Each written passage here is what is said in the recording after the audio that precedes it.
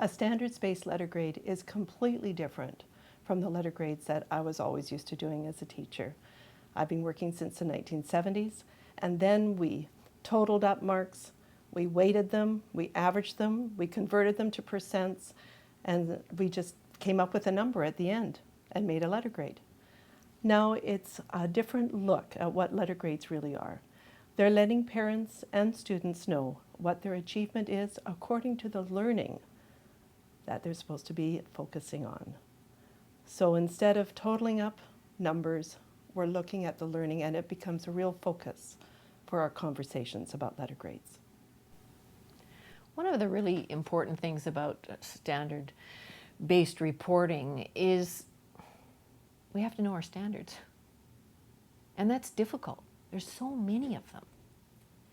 And I think it's easy to, well, it's back to what Kath said on building your letter grades on a string of numbers, when we have to have a way of connecting that evidence of learning with what the standards are.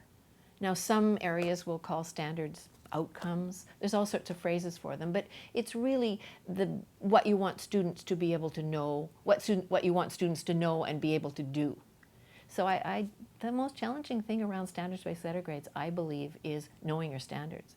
And the second thing is, when I first started teaching, our letter grades at that time that we gave were based on comparing student to student. And now, in a standards-based reporting system, we're looking at students in relation to what the outcomes are and what they're able to do and understand. So it's a big shift.